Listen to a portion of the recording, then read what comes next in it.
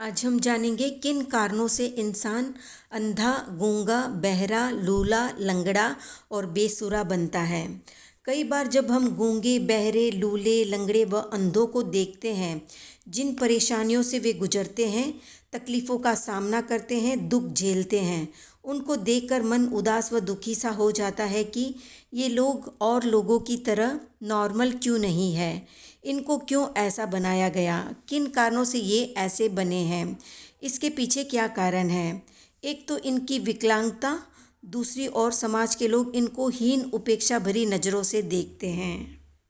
विकलांगता के साथ मनुष्य जीवन का मिलना बोझ जैसा बन जाता है। लूले, लंगड़े, गूंगे, बहरे तो फिर भी खुद को संभालने में सक्षम है। सबसे ज़्यादा परेशानी अंधे लोगों को होती है। उनको हर कदम पर दूसरों की मदद की ज़रूरत होती है। इनके दुखों को देखकर कुछ एक प्रश्न आते हैं, आखिर कोई किन कर्मों के कारण या किन कर्मों के उदय से इस तरह विकलांग बनते हैं। कौन सा कर्म है जो उन्हें इतनी बड़ी सजा देता है, उन्हें लूला, लंगड़ा, अंधा, बहरा, गूंगा इत्यादि बनाकर।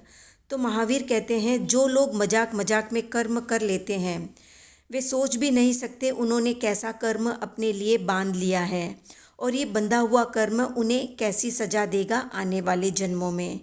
आज चाहे आप कोई भी चालाकी करके बच जाएं, अपनी चालाकी पर गर्व करके खुश हो सकते हैं, पर ये खुशी कुछ एक समय की है। इसका लंबा फल इस तरह की विकलांगता से पीड़ित होकर एक जन्म गुजारना पड़ता है। कुछ एक पलों की चालाकी का फल इतनी बड़ी सजा के रूप में कोई भुगतना चाहेगा?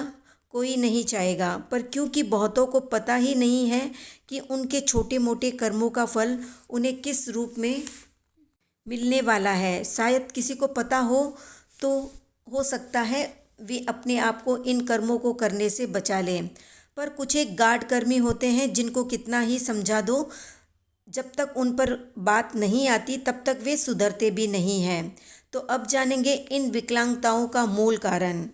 महावीर कहते हैं, जो व्यक्ति झूठ बोलने में माहिर होते हैं, झूठ के दम पर सच्चे को झूठा ठहरा देते हैं, झूठ को अपना हथियार बनाकर चलते हैं, झूठ बोलकर किसी को भी अपनी बातों में ले लेते हैं और ऊपर से घमंड में भरकर अपनी झूठ बोलने की कला पर गुरूर करते हैं, ऐसे लोग गूंगे, बहरे, बेसुरे बनते हैं। इस रूप में उनको सजा मिलती है। वही दूसरी ओर जो चोरी करने में माहिर या दक्ष होते हैं, हाथों की सफाई से किसी की वस्तु को उठा लेते हैं, अपनी पसंद की चीज़ देखते ही जो ललचा जाते हैं और चोरी कर लेते हैं, या शौकिया तौर पर जिन्हें चोरी करना अच्छा लगता है, या चोरी ही जिनकी आदत बन चुकी है, या जिन्हें बड़ी छोटी चोरी करने में मज़ा आता है। कुल मिलाकर सब तरह की चोरी, चाहे वो छोटी हो या बड़ी, करने वाले अंधे, लूले, लंगड़े बनते हैं। चोरी से जो पाप कर्म बंधा, उसका फल अंधा, लूला, लंगड़ा बनकर चुकाना होगा, और झूठ बोलने से जो पाप कर्म बंधा, उसे गूंगा, बहरा, बेसुरा बनकर चुकाना होगा। इसी तरह के दैनिक जीवन में हम जितने भी इस तरह के कर्म करते हैं, वही कर्म हमारा भाग्य लिखते हैं और फिर उन्हीं कर्मों के आधार पर हमारा जीवन होता है। अभी वर्तमान में कोई तीर्थंकर या केवली नहीं है, अन्यथा हमारी इस तरह की कई शंकाओं का समाधान करने में वे सक्षम है। कुल मिलाकर अपने एक एक कर्म पर नज़र रखें। क्या आपके कर्म से किसी का नुकसान हो रहा है? किसी का दिल दुख रहा है? किसी को पीड़ा हो रही है? किसी का जीवन आपकी वजह से अधर में लटका है? आपके कारण किसी की नींद उड़ी हुई है? इत्यादि प्रत्येक तरह से अपनी जांच परख करें, अपनी आलोचना करें, अपना निरीक्षण परीक्षण करें। इसी रूप में हम कर्मों से बच सकते हैं और अपने आने वाले जन्मों को बिगाड़ने से बचा सकते हैं। वीडियो पसंद आए तो लाइक, शेयर, सब्सक्राइब करें।